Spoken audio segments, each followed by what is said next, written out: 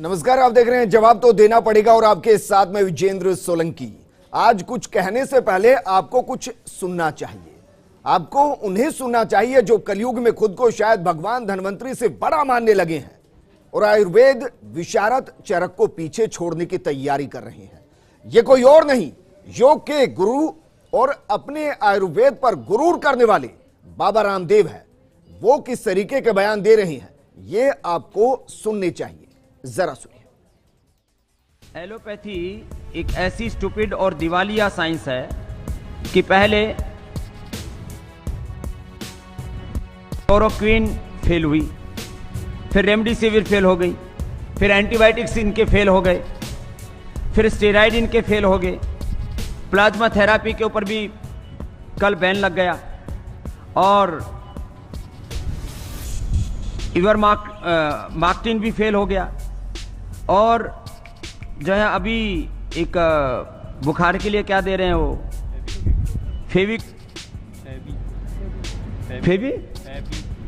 फेवी flu, वो भी fail है। जितने भी दवाएं दे रहे हैं, फिर लोग कह रहे हैं तमाशा हो क्या रहा है। बुखार की दवाई उनकी कोई कोरोना के ऊपर काम नहीं कर रही। लाखों लोगों की मौत एलोपैथी की दवा खाने से हुई है। जितने लोगों की मौत हॉस्पिटल न जाने के कारण से हुई है, ऑक्सीजन न मिलने के कारण से हुई है, उससे ज्यादा लोगों की मौत ऑक्सीजन के बावजूद हुई है, दवा एलोपैथी की दवा मिलने के बावजूद हुई है। कि लोग समझ ही नहीं रहे करें क्या। इसलिए अभी लाखों लोगों की मौत का कारण एलोपैथी है। इस बयान को सुनकर लगता है बाबा परिणाम कम करने लगे हैं, मस्तिष्क विचलित हो चला है, क्योंकि बाबा यही नहीं रुके। बाबा तो यहां तक कहते हैं कि वैक्सीन की डबल डोज लगने के बाद भी 1000 डॉक्टर मर गए हैं। डॉक्टर बनना है तो बाबा रामदेव जैसा बनो, वो खुद अपने मुंह से कहते हैं, जिसके पास डिग्री नहीं लेकिन सबका डॉक्टर है। इस बयान को सुनिए, क्योंकि अध्यात्म की राह पर चलते चलते बाबा कैसे अहंकारी हो चले हैं, इसका अंदाजा आपको होना चाहिए। तीसरा बोला मुझे डॉक्टर बनना है, टर टर टर टर टर टर टर टर करते रहते, टर बनना है, टर डॉक्टर 1000 डॉक्टर तो अभी कोरोना की डबल वैक्सीन लगाने के बाद मर गए। कल क्या समाचार है, कितने 1000 डॉक्टर डबल वैक्सीन लगाने के बाद भी मर गए। अपने आप को ही नहीं बचा पाई, वो कैसी डॉक्टरी। तो मैंने कहा डॉक्टर बनना है तो स्वामी रामदेव जैसा बन, जिसके पास में कोई डिग्री नहीं और सबका डॉक्टर है। तो सुना आपने बाबा रामदेव किस तरीके से अहंकारी हो चले और वो डॉक्टर्स पर, इस पूरी व्यवस्था पर सवाल खड़े करें। लेकिन अब हम आपको 2 तस्वीरें दिखाते हैं।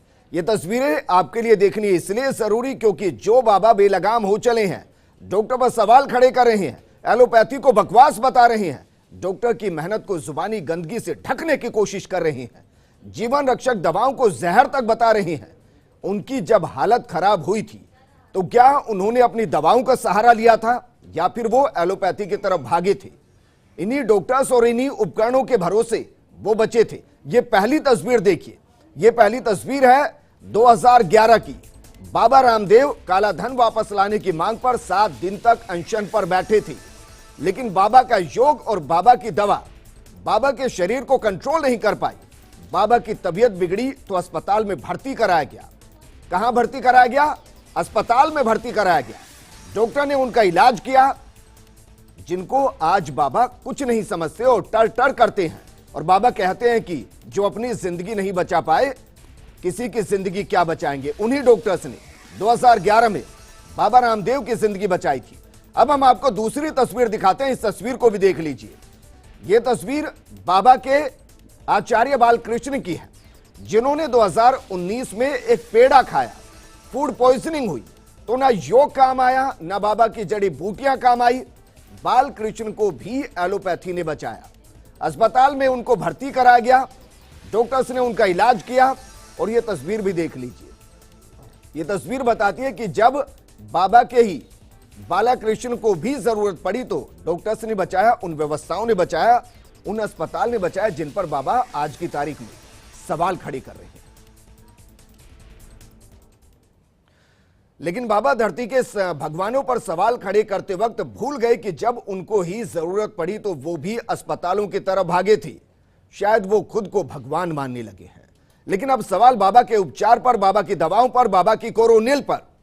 बाबा की कंपनी पतंजलि आयुर्वेद संस्था के डेयरी प्रोजेक्ट के सीईओ सुनील बंसल की मौत हो गई। वो अस्पताल में भर्ती थे, वेंटिलेटर पर थे।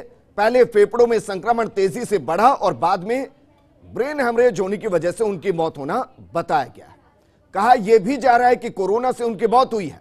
अब जरा सोचिए, जो बाबा अपनी संस्था के टॉप मोस्ट आदमी को नहीं बचा पा रहा, वो किसी को क्या बचाएगा।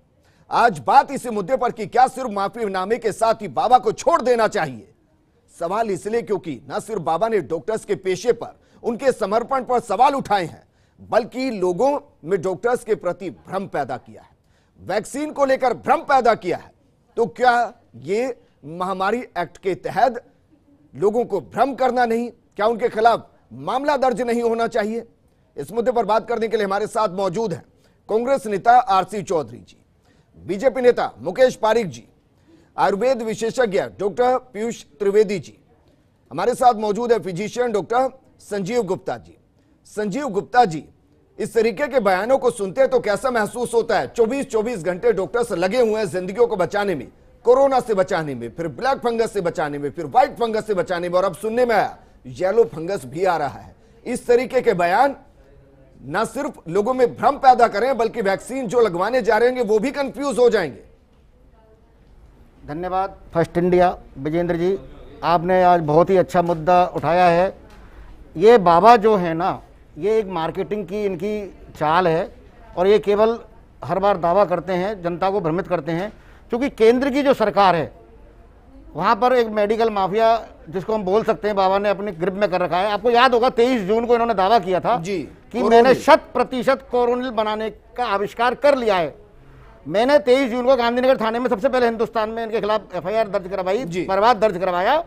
उसके बाद देखिए, बड़े जोरदार बात बता रहा हूं कि जो इनके साथ विशेषज्ञ थे, जिस निम्स यूनिवर्सिटी में इनका परीक्षण हुआ इनकी दवा का, उसके 22 चांसलर और उनके बेटे ही कोरोना से ग्रसित हो गए। कहने का मतलब यह है कि इन्होंने सस्ती लोकप्रियता पाने के लिए केवल एक ही उद्देश्य कर रखा है कि कैसे भी एलोपैथी के जो डॉक्टर हैं, जो दिन रात 24 घंटे, आज भी बाबा कितना भी भ्रम फैलाएं, मैं इस मंच के माध्यम से, फर्स्ट इंडिया के माध्यम से कह रहा हूं कि कोई भी इंडियन मेडिकल एसोसिएशन का डॉक्टर अपने पद से भ्रष्ट नहीं होगा, विचलित नहीं होगा और जनता की सेवा करता रहेगा। ये बाबा भले कुछ भी कर लें, बाबा ने एक काम जरूर कर रखा है बहुत जोरदार, क्योंकि मानते हैं भारतीय जनता पार्टी हो, चाहे हमारे देश में हिंदू मुस्लिम का करना हो, बाबा ने एक भगवा पहन रखा है सन्यासी का। तो सन्यासी का भगवा के नाम से ये देश में ये उन्माद फैलाना चाहता है ताकि इसको एक विशेष वर्ग का समर्थन मिल जाए कि सन्यासी हूं मैं भगवा हूं। अरे भाई एक बात बताइए। नहीं, लेकिन ये कौन सा तरीका है? जब खुद पर आपत्ति आ पड़े तो अस्पतालों की तरफ भागे, बाकियों को आप रोक रहे हैं जिनका इलाज हो रहा है। बाबा ने ये तो बता दिया कि 1000 डॉक्टर्स की मौत हो गई, ये नहीं बताया बाबा ने कि वो इलाज करते हुए मरे हैं, उन्होंने कितनों की जिंदगी बचाई होगी। हम ये नहीं कहते कि आयुर्वेद में दवाई नहीं होती है, आयुर्वेद से इलाज नहीं होता। हम भी आयुर्वेद की इज्जत करते हैं। हर एलोपैथी का डॉक्टर सुबह सुबह कहता है आप मॉर्निंग वॉक करिए जी, आप अपनी दिनचर्या में व्यायाम करिए, योग करिए। कोई भी एलोपैथी का डॉक्टर अपने मरीज को योग करने से या व्यायाम करने से मना नहीं करता है जी। और हम आयुर्वेद की सदियों से इज्जत करते आए हैं। पर मैं बाबा से इस मंच के माध्यम से, फर्स्ट इंडिया के माध्यम से कह रहा हूं कि बाबा एक क्वेश्चन का मेरे को आंसर दे दे बस, केवल कि उन्होंने ऐसी कौन सी तकनीक ईजाद कर ली जो इस कोरोना वायरस का कोई टेस्ट कर दे। उनका आयुर्वेद कोई भी बता दे मेरे को दवाई जी, या कोई भी टेस्ट बता दे जो ये कहते कि ये कोरोना वायरस है। नहीं, आप अपनी चीजों को बेचिए ना, आपको मार्केटिंग आती है, बेचिए, क्या दिक्कत बाबा को। लेकिन आप दूसरों के गिरेबान के ऊपर कालिक थोड़ी ना पोत देंगे। जो लाखों डॉक्टर्स लगातार मेहनत कर रहे हैं, 24 घंटे काम कर रहे हैं, जो जिंदगियों को बचा रहे हैं, जिन डॉक्टर्स की बदौलत कोरोना के इस जोर में मृत्यु दर 1% से ऊपर नहीं गया, बाबा उनको कटघरे में खड़े कर रहे हैं। पीयूष त्रिवेदी जी, बतौर आयुर्वेद विशेषज्ञ, यह माना जा सकता है कि एक पैटर्न अलग हो सकता है, लेकिन इसका मतलब यह थोड़ी ना कि दूसरा जो काम कर रहा है पूरे तरीके से बकवास। देखिए, भारतीय आयुर्वेद चिकित्सा पद्धति पारंपरिक चिकित्सा पद्धति है, इसको नकारा नहीं जा सकता है। और सबसे पहले हमारे देश में या विश्व में आयुर्वेद का डंका बजता रहा है। नहीं, आप ये बताइए पहले तो, बाबा रामदेव के बयान का समर्थन कर रहे हैं? नहीं, बाबा रामदेव के बयान का नहीं, मैं आयुर्वेद का समर्थन कर रहा हूँ। बाबा रामदेव का समर्थन नहीं कर रहा, आयुर्वेद विज्ञान की बात कर रहा हूँ जिसके बेस पे बाबा बोलते हैं। जी, आयुर्वेद विज्ञान बाबा ने जो बयान दिया कि टर के चक्कर में मत आइए, नहीं, यानी कि डॉक्टर्स के चक्कर में मत आइए, जिन्होंने 2 डोज लगवा दी वो भी मर गए हैं। नहीं, इसका समर्थन कर रहे हैं सर? नहीं कर रहे, ये विक्षिप्त मानसिकता है, ऐसा नहीं। तो अगर कोई आयुर्वेद की आड़ पर आयुर्वेद को बदनाम करने की कोशिश कर रहा है, मैं खुलकर कह रहा हूं सर, क्योंकि बाबा रामदेव जो कर रहे हैं और जिस तरीके के बयान दे रहे हैं उससे आयुर्वेद भी बदनाम हो रहा है। यह हक नहीं बनता कि जितने भी आयुर्वेद से जुड़े एसोसिएशन बाबा के खिलाफ मोर्चा खोल दे। आप ऐसे बयान कैसे दे सकते हैं? बिल्कुल, आयुर्वेद तो प्राचीन विज्ञान है। आप बाबा रामदेव एक ब्रांड एम्बेसडर बन चुके हैं और इसलिए आयुर्वेद को लेकर के आयुर्वेद की वजह से उनकी इज्जत होती है जी। बाबा रामदेव अपने आप में कोई चीज नहीं है बिना आयुर्वेद के। जी, मुकेश पारिक जी बीजेपी नेता हमारे साथ हैं। मुकेश पारिक जी, सिर्फ माफीनामा काफी है? करोड़ों लोगों के अंदर भ्रम पैदा कर दिया बाबा रामदेव ने, एक माफीनामा काफी है? देखिए, बाबा रामदेव ने जो बयान दिया है वो बहुत ही गलत है, निंदनीय है। और हमारे खुद चिकित्सा एवं स्वास्थ्य केंद्रीय मंत्री ने इसका विरोध किया और विरोध स्वरूप उनको पत्र लिखा और उसमें ये कहा कि आप अपने बयान को वापस लें। अब मुझे ये बताइए, महामारी एक्ट के तहत मामला दर्ज क्यों नहीं किया गया? क्या बाबा रामदेव कानून से बड़े हैं? आप सुनिए, अगर वो वैक्सीन पर सवाल खड़े कर रहे हैं, अगर वो डॉक्टर्स पर सवाल खड़े कर रहे हैं, अगर वो चिकित्सा पद्धति पर सवाल खड़े कर रहे हैं, लोगों में भ्रम पैदा कर रहे हैं, उन पर मामला दर्ज नहीं होना चाहिए? हमारे केंद्रीय स्वास्थ्य मंत्री स्वयं डॉक्टर हैं और उन्होंने स्वयं इस बात का विरोध किया कि ये बिल्कुल गलत है, इनका इस प्रकार का बयान दुर्भाग्यपूर्ण है, ये हमारे चिकित्सकों के मनोबल को गिराता है। और उन्होंने कड़ी चिट्ठी लिखी उनको और उनका ये बयान वापस लेने के लिए उनको कहा और उन्होंने अपना बयान भी वापस लिया है जी। तो ये गलत है, हम इसका कहीं किसी भी प्रकार से समर्थन नहीं करते, इसका पूरा विरोध करते हैं। हमारे जो कोरोना मुकेश पारिक जी, मुझे सीधा जवाब दीजिए, मैं ये मानूं कि जो वो लेटर लिख दिया गया बस उसी को अंतिम विकल्प मान ले कि बाबा के खिलाफ कुछ नहीं होगा? नहीं, बाबा के खिलाफ जो आज की तारीख में ऐसे तो मैं भी कुछ भी बोल दूंगा, फिर उनके खिलाफ FIR बाद में फिर माफीनामा ले लूंगा। अगर आप एक जिम्मेदार आदमी हैं तो जिम्मेदारी तो समझते होंगे ना, या जिम्मेदारी नहीं समझते? इसीलिए चिकित्सा मंत्री ने तुरंत उनको इस बात के लिए लताड़ लगाई कि ये बिल्कुल गलत है आपका बयान और ये आपको इस तरीके का बयान देके भ्रम नहीं फैलाना चाहिए, हमारे देश के जो चिकित्सक हैं उनका अपमान नहीं करना चाहिए। उन्होंने पूरा पत्र लिखा है और उस पत्र में उनको इस बात की भर्त्सना की है कि आपको ये बात इस प्रकार की बात करके ठीक है सर, आप हमारे पहले देश खुलकर की बोल जनता को लीजिए, भ्रमित नहीं कर सकते। अलग अलग मंच पर बोल लीजिए और फिर एक प्यारा सा लेटर लिख दीजिए, इतिश्री कर लीजिए। आरसी चौधरी जी कांग्रेस नेता हमारे साथ हैं। आरसी चौधरी जी, इससे भद्दा मजाक कुछ नहीं हो सकता कि जिस बाबा के करोड़ों फॉलोअर हों वो बाबा इस तरीके के बयान दे। ये तो तस्वीर साफ है ना कि बाबा ने जो बयान दिए वो उनके फॉलोअर तक पहुंचे होंगे, वो नीचे पहुंचा रहे होंगे। वैक्सीन को सवाल कर दिया, डॉक्टर्स को सवाल कर दिया, व्यवस्था को सवाल कर दिया। उनके जितने फॉलोअर होंगे वो थोड़ी ना डॉक्टर के पास जाएंगे, वो थोड़ी ना वैक्सीन लगवाएंगे। जिम्मेदारी कौन लेगा इसकी?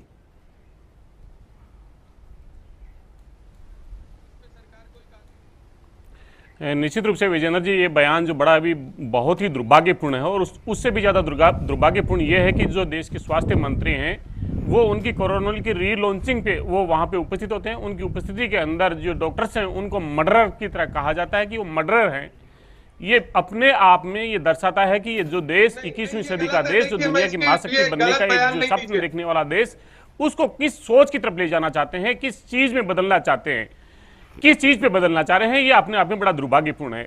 मैं आपके सामने कहना चाहूंगा कि जो इस देश के अंदर जो देश के लोगों का विश्वास है या फिर जो अशिक्षित लोग हैं उनके अंदर भय पैदा करके किस प्रकार से मुक्ति के जो मार्ग पे जो बाबा चले थे, बाबा रामदेव, वो आज माया के मोह में पड़ के और लोगों की जिंदगी के साथ में खिलवाड़ कर रहे हैं। आज पूरे देश के सामने संदेश देने का वक्त है कि क्या भारतीय जनता पार्टी जिस दुस्साहस के साथ में उन्होंने कहा मैं मेरा वक्तव्य इसलिए वापस लेता हूं कि अगर मेरे वक्तव्य से किसी को खेद पहुंचाओ, मतलब वो अपनी बात पे कमिटेड है, अपनी बात पे फिर भी है, लेकिन अगर मेरी बात से कहने से तरह दुख हुआ तो मैं माफी मांगता हूं, लेकिन बात वही है।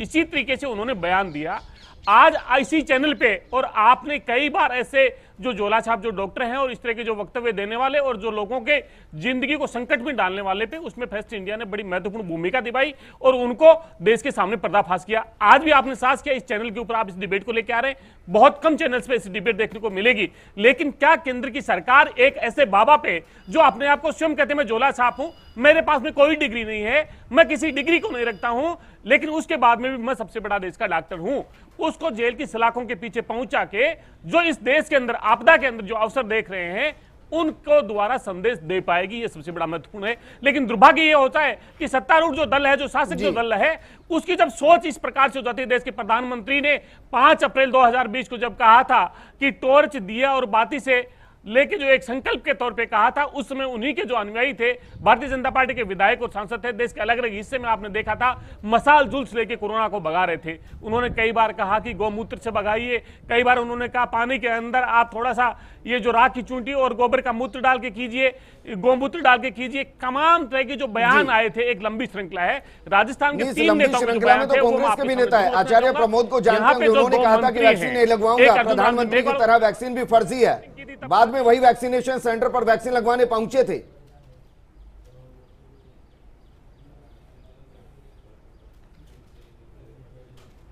क्या विजेंद्र जी सुन नहीं पाए, क्या कहना चाह रहे हैं? सर मैं ये कह रहा हूं कि अगर नेताओं पर आएंगे तो उसमें कांग्रेस भी पीछे नहीं थी। आचार्य प्रमोद ने भी कहा था कि वैक्सीन मैं नहीं लगवाऊंगा, फर्जी है, प्रधानमंत्री की तरह फर्जी है। उसके बाद वो वैक्सीनेशन सेंटर पहुंचे थे वैक्सीन लगवाने के लिए। मुद्दा आज मेरा ये नहीं है, मुद्दा ये है कि अगर एक इंसान जो हजारों लाखों करोड़ों फॉलोअर रखता है, मैं ये कह रहा हूं जो कि देखिए सत्ता बनाने और बिगाड़ने में भूमिका निभा सकता है, कोई भी जिसको करोड़ों लोग सुनते हैं, अगर वो इस तरीके के बेहुदा बयान देगा, भ्रम पैदा करेगा, तो कार्रवाई क्यों ना हो उसके खिलाफ।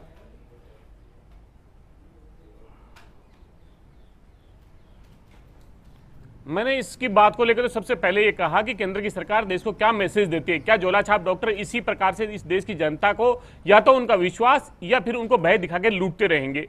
देश के सबसे बड़े जो लोग हैं, जो डॉक्टर्स हैं एलोपैथी के, जिन्होंने अपनी जिंदगी को खतरे में डाल के जो आईसीयू के अंदर अपने आप को इस कोरोना से युद्ध लड़के और वापस आए और आप और हमारे जैसों के लोगों की सेवा में लगे, उनके किस प्रकार से पराक्रम को, किस प्रकार से साहस को, जिन्होंने इस राष्ट्र को गौरवान्वित होने का जो मौका दिया, जो राजस्थान के जो हेल्थ वर्कर्स हैं, जो फ्रंटलाइन वर्कर्स हैं, किस प्रकार से एक बेहद्दा हमला किया है, ये अपने आप में महत्वपूर्ण है। और रही बात आप जो कह रहे हैं कि लेबोरेटरीज के अंदर इंडियन मेडिकल एसोसिएशन बाकायदा कड़ी आपत्ति दर्ज कराई गई, लेकिन क्या मैं ये मानूं कि जो माफीनामा बाबा रामदेव ने दिया उससे इंडियन मेडिकल एसोसिएशन संतुष्ट हो जाएगी, आगे कुछ नहीं करेगी? नहीं, अगर ऐसा सिर्फ माफीनामे से काम चल जाएगा, सर कोई भी गिरेबान में आपके गिरेबान को पकड़ के तमाचे मार के निकल जाएगा, बाद में माफीनामा दे देगा। बिल्कुल, आईएमए कभी भी ऐसा नहीं करेगी।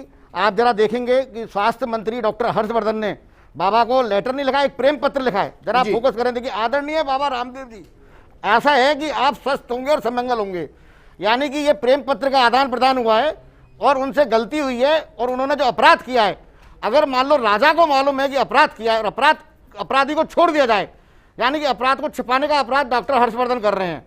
इसलिए हर्षवर्धन को या मैं माननीय प्रधानमंत्री जी को एक निवेदन करना चाहूंगा फर्स्ट इंडिया के माध्यम से कि बाबा रामदेव, पहले भी मैंने कहा है कि बाबा रामदेव के पास अगर कोरोना का इलाज है, 100% इलाज है, तो इनको केंद्र का स्वास्थ्य मंत्री बना के और पूरे हिंदुस्तान के डॉक्टरों को, क्योंकि थक चुके हैं आईएमए वाले डॉक्टर, हम थक चुके हैं एलोपैथी वाले डॉक्टर, सेवा कर करके थक चुके हैं।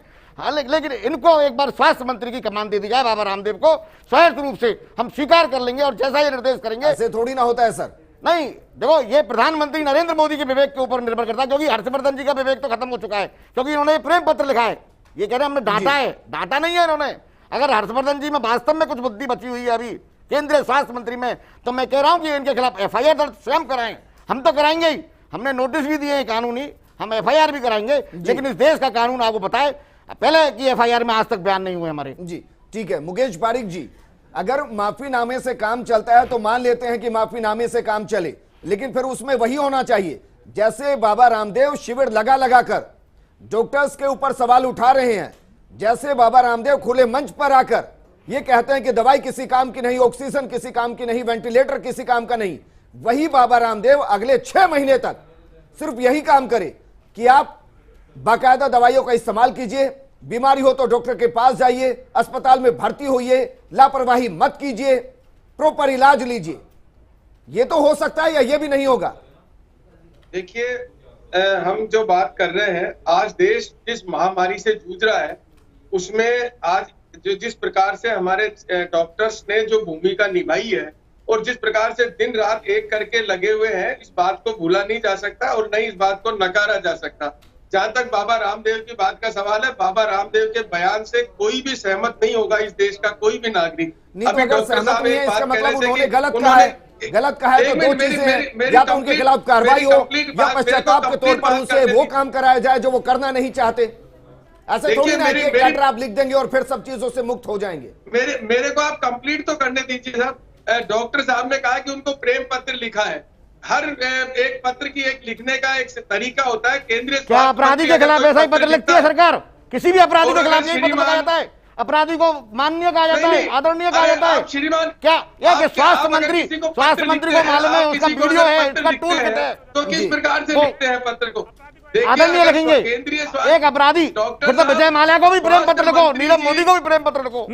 नहीं, अपराधी को आदरणीय कहेंगे, अपराधी को अपराधी है वो, अपराधी है वो। बिल्कुल महामारी एक्ट में एक बात रही है, एक आम आदमी अगर मास्क लगा के नहीं निकलता है तो पुलिस डंडे मारती है और बाबा पूरे देश को बेवकूफ बना रहा है और आराम से मजे कर रहा है। ये एक बना हुआ है फोकस। हम बाबा का पक्ष नहीं ले रहे। नहीं, आप बाबा का पक्ष ले रहे हो, आप गलत आदमी का पक्ष ले रहे हो, आप स्वास्थ्य मंत्री का पक्ष ले रहे हो क्योंकि उसकी गलती है। एक अपराधी को महामारी में लिखना, आदरणीय लिखना बहुत बड़ी गलती है। खिलाफ है डॉक्टर साहब, हम बाबा के पक्ष में नहीं है। अरे एक बात बताओ, के पक्ष में नहीं इसका है, मतलब हर्षवर्धन जी सब कुछ होगा, इस देश की जनता कुछ नहीं। मुकेश पारिक जी, मुकेश पारिक जी, मुकेश पारिक जी, साहब आपको जानकारी है, डॉक्टर हर्षवर्धन जी भी एलोपैथी के हमें पता है, रुके सर, रुके। हम ये कब करें? नहीं है वो एलोपैथी के डॉक्टर। मुकेश पारिक जी, आप सबसे पहले ये बताइए मुझे, क्या बाबा ने जो बयान दिए वो गलत है, हाँ या ना? मुकेश पारिक जी, क्या बाबा ने जो बयान दिया वो गलत है या नहीं? बिल्कुल गलत है, 100% ठीक है। गलत क्या है। उन्होंने महामारी एक्ट का उल्लंघन किया या नहीं किया?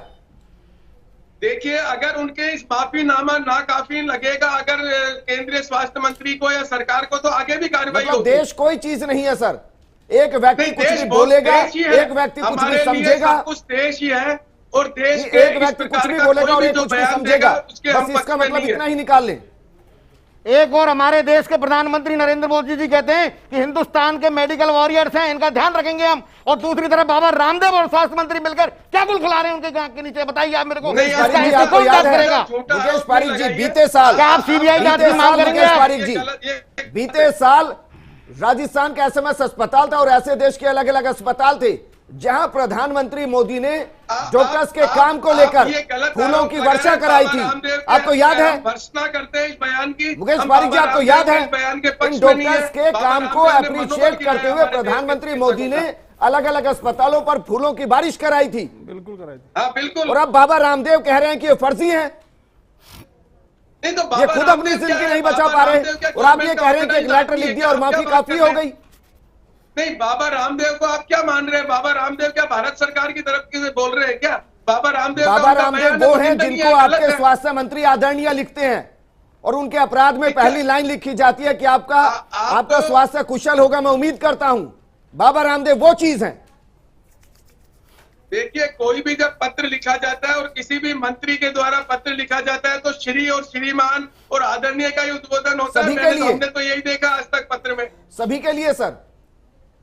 विजय माल्या और नीरव मोदी के लिए भी ऐसा ही पत्र लिखा के प्रधानमंत्री जी ने और आपके स्वास्थ्य मंत्री जी ने। नोटिस देखिए, उसमें नोटिस में एक बात में किसी भी अपराधी को आदरणीय लिखना भी अपराध है। देखिए उसमें मिस्टर लिखा हुआ है, किसी भी अपराधी को आदरणीय लिखना भी अपराध है। मुकेश पारिक जी, पहली बात तो आप उनसे व्यवहारिक संबंध जो रखना चाहते हैं, जो लिखना चाहते हैं लिखिए, लेकिन अगर उन्होंने गलती की और अगर आप नोटिस दे रहे हैं उनको, तो ये नोटिस की भाषा है। नहीं, आप बताइए इस पत्र में उनकी क्या गलत उन्होंने लिखा? उन्होंने पत्र में निंदा की है उनके, और उनको ये कहा इस बयान को वापस लीजिए। निंदा शब्द में ही तो पूरा देश फंस गया है सर, और इसलिए कोई कुछ भी करता है। देश के लिए ये अच्छा काम नहीं, यही समस्या है। पीयूष त्रिवेदी जी, सर जिस तरीके से बाबा रामदेव ने किया, देखिए मैं ये नहीं कह रहा कि बाबा रामदेव जिस तरीके की आयुर्वेद को प्रचार करते हैं वो गलत है, मैं नहीं कह रहा हूं। योग के जरिए वो जिस तरीके से देश में काम कर रहे हैं वो गलत है, मैं ये भी नहीं कह रहा हूं। लाखों लोगों ने उनसे सहायता ली होगी, लाभ मिला होगा और इसीलिए करोड़ों उनके फॉलोअर हैं, मैं ये भी नहीं कह रहा। लेकिन इसका मतलब ये नहीं कि आप खुद को सही ठहराने के चक्कर में हर किसी को गलत ठहरा दें। देखिए, आयुष विभाग पूरा केंद्र सरकार का हो चाहे राज्य सरकार का हो, पूरी तरह फ्रंट वॉरियर के रूप में कार्य कर रही है। ये सबको आपको विदित है, कोरोना की पहली लहर आई उसमें भी, दूसरी लहर आई उसमें भी जी। और योग का सहारा वर्षों से लिया जाता रहा है। बाबा रामदेव जी एक वाहक के रूप में है और उनके फॉलोअर्स बहुत ज़्यादा हैं, इसको भी नकारा नहीं जा सकता। लेकिन बीच में अगर कोई दूसरा बयान अगर वो प्रेषित कर देते हैं तो उसमें योग करने वाले भी जिम्मेदार नहीं है, आयुर्वेद वाले भी जिम्मेदार नहीं है। हमारा जो काम हमको राज्य सरकार ने बता रखा है, हम पूरी तल्लीनता से कर रहे हैं और उसमें हमारे कई वॉरियर्स। मैं ये कह रहा हूं कि अगर डॉक्टर्स काम के नहीं हैं तो जो सुनील बंसल थे जी, उनको क्यों अस्पताल में भर्ती कराया? पतंजलि में इलाज कराते हैं उनका। देखो इमरजेंसीज में तो एलोपैथिक को ही लेना पड़ेगा और जीत उसी की होती है। हमारी इमरजेंसी होती होगी सर जी, जहां तक मैं समझता हूं, बिल्कुल इमरजेंसी है। और ऐसे में अगर एक बाबा, चाहे वो रामदेव ही क्यों ना हो, चाहे उनका नाम कितना ही बड़ा क्यों ना हो, चाहे उनका कद कितना ही बड़ा क्यों ना हो, अगर वो पूरे देश को एक लाइन में भ्रम में पैदा कर रहे हैं, अगर वो सवाल उठा रहे व्यवस्था पर, कार्रवाई नहीं होनी चाहिए? बिल्कुल होनी चाहिए। आरसी चौधरी जी, कांग्रेस की भूमिका में क्या समझूं? क्योंकि राजनीति का मुद्दा नहीं है, मुद्दा देश का है, मुद्दा आस्था का है, अंधविश्वास फैलाने का है, एक पूरी व्यवस्था को धत्ता बताने का है, उस वैक्सीनेशन प्रोग्राम पर सवाल खड़ा करने का है जिसकी देश को सबसे ज्यादा जरूरत है।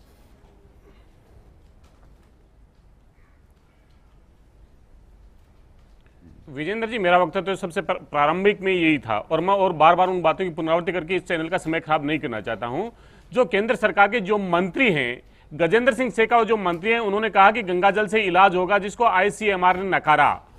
वहां पे रामदास अठावले, उन्होंने गो कोरोना का नारा दिया।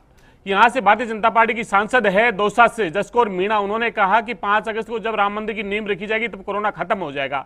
इस देश के अंदर ये अंधविश्वास, ये पुरातनपंथी कौन फैलाना चाहता है? वैज्ञानिक सोच को कौन खत्म करना चाहता है? ये जो वायरस है, उस वायरस के पीछे जो वैक्सीन जो बनाई, बहुत से वैज्ञानिकों की बिना थके हुए बहुत लंबी एक सेवा थी, जिसके माध्यम से उन्होंने ये पता किया कि ये डिजीज का काज क्या है। मैं आपसे कांग्रेस का वक्तव्य चाह रहा हूं कि इस पूरे मामले पर बाबा रामदेव के खिलाफ कार्रवाई हो, इसमें कांग्रेस की भूमिका मैं क्या मानूं? या मानूं कि बाबा रामदेव के मामले पर कांग्रेस भी अन्य पार्टी की तरह मौन रहेगी? देखिए, हम तो ये कहें, मैं ये कह रहा हूं कि इस देश के अंदर लोगों के विश्वास को आपको मुनाफे में बदलने का हक नहीं है, लूटने का हक नहीं है। आयुर्वेद निश्चित रूप से देश का हिस्सा रहा है, लेकिन जो आयुर्वेद के शिक्षित जो लोग हैं, आयुर्वेद के जो बारे में जानते हैं, उन्हीं को उन्होंने इस राष्ट्र का गौरव बढ़ाया। ऐसे जो बाबा बिना डिग्री के, बिना आयुर्वेद के जाने हुए जो कर रहे हैं, ये तो मोक्ष के रास्ते पे जा रहे थे और माया के रास्ते पे भटक गए हैं। ये तो हर चीज को ये सब चीजें जानते हैं। जींस में पहले कहते थे ये जींस पहननी चाहिए और आज जींस बना के ये कह रहे हैं पतंजलि की जींस पहने, शरीर पे क्या होगा? इसलिए इस देश के अंदर, इस महामारी के अंदर जो लाभांश का मुनाफाखोरी का जो काम किया और देश के स्वास्थ्य मंत्री की उपस्थिति में ये कहा कि ये जो दवा है, ये जो किट है, ये WHO से परमिशन मिल गई उसको, फिर WHO ने उसको खंडित किया। मद्रास हाईकोर्ट ने 1 मिलियन रुपए का इस पे जुर्माना लगाया इस बाबा रामदेव की इस पीठ पे। इसलिए देश में कितने लोग होंगे, एक इतने बड़े व्यक्ति को हम जेल की सलाखों के पीछे नहीं ले जाएंगे।